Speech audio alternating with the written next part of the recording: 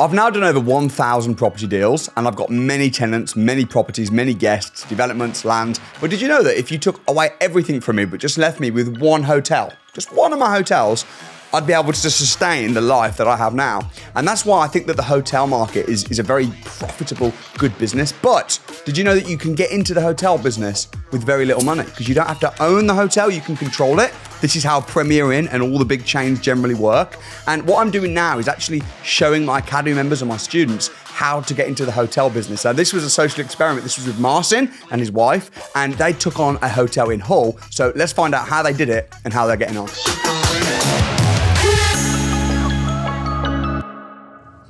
We're here. So welcome to my crib.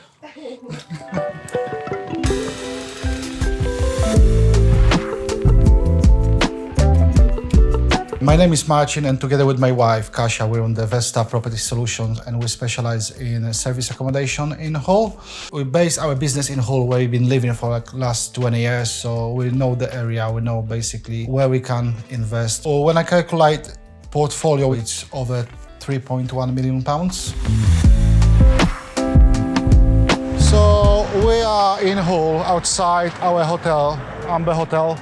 We are about 1.5 miles from the train station, about half a mile from the Hull Royal Hospital, so it's good from the travellers and contractors getting in and out of town.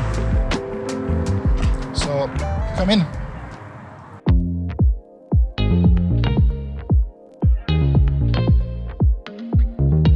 That's Justina, and she's my business partner, actually. And we run this place together. From here, all the rooms are upstairs, so let's go to the first floor.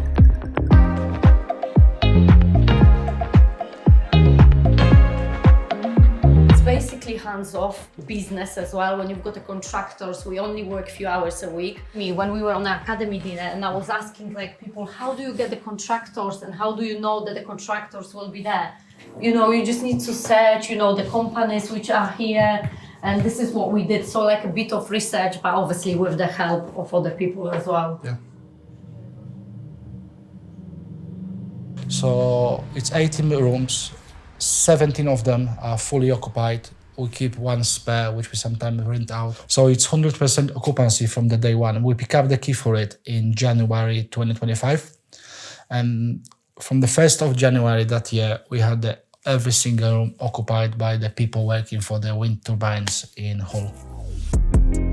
There was a pub there before as well, which had a quite bad reputation. That's supposed to be rented out as a restaurant, is what we've been told, but the guy who took over, he just opened the pub, and that wasn't the greatest pub you can think of. So we had a lot of noise complaints for the guests in a hotel, so we have to make decision what we're doing about this. So that's why we own the whole building now. We're renting a whole building. Yeah, like I said, these guys stay here 2 weeks straight. They work in 12 hours a day, so they need good night's sleep, so they cannot afford to have a sleepless night because somebody threw in the party downstairs. I actually came to UK in October 2004 with our 1-year-old daughter to get a job in a nursing home. So when we came over to UK, we basically had no I will say my language skills was close to zero. I only say hasta la vista, baby, that's it. When we came to Hull, I had my loyal Rover 214 small car. So we packed everything what we had in the car. It was me, Kasha, and my daughter. I spoke with the letting agents and they said, yeah, I will be coming at that day. Is there any chance we can view the house and get the house rented straight away? And they said, yeah, you can do it this way. But I went to the agent and this is what I heard from them. We don't do the viewings on Saturdays. And we just start panicking a bit, what we're gonna do. So I come back to the place where she's supposed to get a job. It was another nursing home. And there was nice ladies there and say, yeah, I will try to sort out something for the night. Luckily, we find one guy. He was kind enough to rent us the house and spread deposit installments, otherwise because we end up like homeless, really.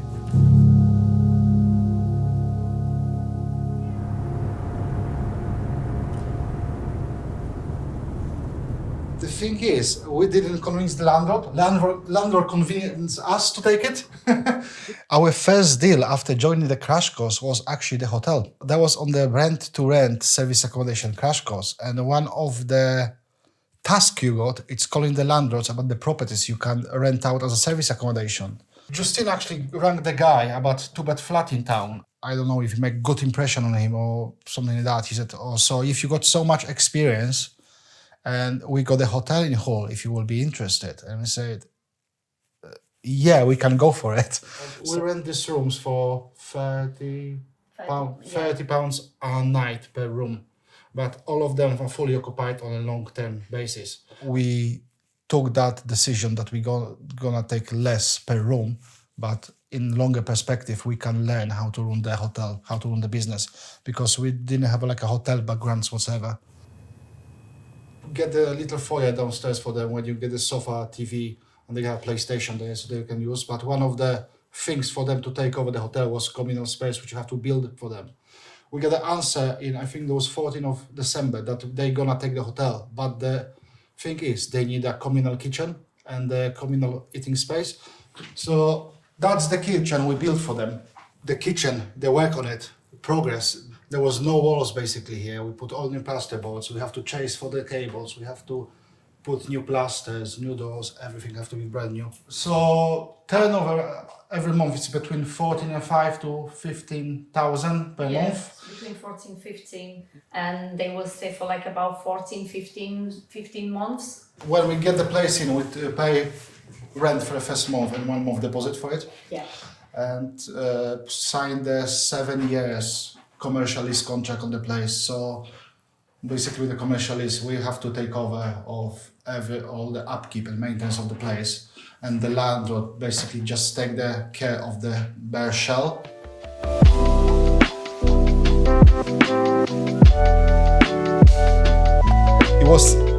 There was a lot of talking, there was a lot of thinking, but we just go for it. So we basically jump straight into it. It's like with all our businesses, we're going all in. You're going all in or you're not going. I think that's the best way. I was stressful, but end of the day, that's paying off and that's opened us quite a lot of doors. Now we go into one of our SA units. It's our BR project, which we finished after joining the academy. It's a great location for the visitors and contractors love it as well. So that's my wife Kasha, and we run the business together. So we've been living in Hull for like 20 years now. It's a really good place to start with the properties. The entry-level properties are quite cheap. So you got a lot of people investing from down south or all over UK in Hull. Big demand for the properties.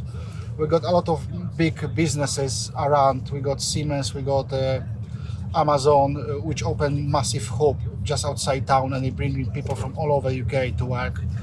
And a lot of different factories, big factories around, which taking people, giving the jobs, and this is how we get a lot of customers because of that as well. We always want to go into properties. We even had some buy-to-lets before we joined the academy, but that was always like a side hustle. They bring like 250, 300 pounds a month. There was not much profit of it, especially with all these new taxes. And Justina signed there for Samuel Leeds £1 crash course. Justina, she booked a crash course. She told me about that, so I've booked a place for us. Yeah. I never heard about Samuel before that. Me either. It's like never before. We bought the property here last year. It's 2-bed, little terrace, just on the corner. We bought it in 2024 with intention to be another singlet. But after joining the course, Samuel Leeds course, we just had that idea, why won't we try service accommodation in here? When you're walking in, that's the living room. And from here we can walk in straight to the dining room. We spent a lot of work on this house. So basically we strip out everything what was inside, but we didn't touch the shell. We just did all inside and tidy up outside. We just knocked this down, open everything, and try to make everything nice and modern and appealing to the other people. So we put £15,000 altogether, including the setup fee for the Airbnb. With a bit of creating shopping, you can save a lot of money on the refurbishment. We create a little utility space as well. We'll put the washing machine, so we don't have to keep the washing machine in the kitchen. And from that, we just go. We got nice, clean, modern look bathroom. We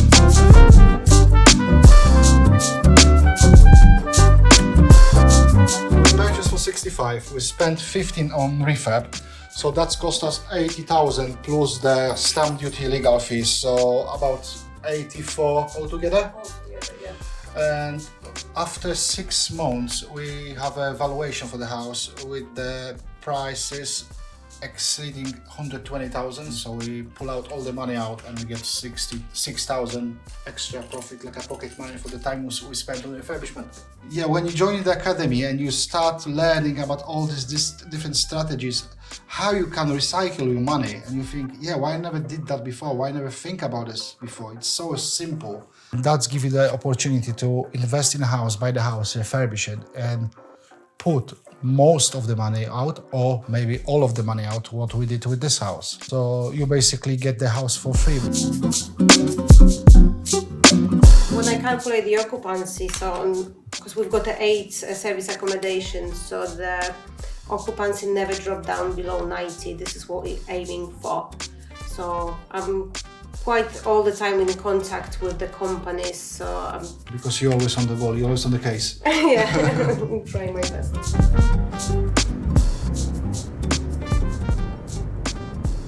So it's quite typical layout. We got bigger bedroom on the front.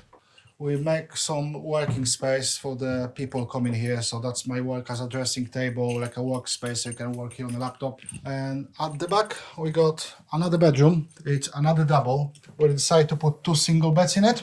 Still not space, it's still not crowded.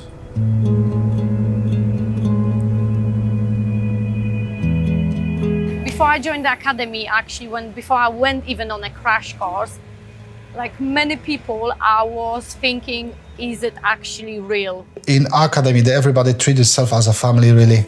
You can openly speak with everybody. If Sabil was here now, I would say, yeah, cheers, thank you for putting us in the right direction, because thanks to him, we are where we are at the minute. I don't know how to say it because I feel a bit emotional, to be honest, but it changed my life, basically. It definitely changed my life for better. Because he showed us that we can do something different than work in 9 to 5. The things which we achieved after 1 year are amazing. And we don't need to work from 9 to 5. We've got enough money to go on holidays and spend the time with kids as well. Thank you. Sorry, I get emotional.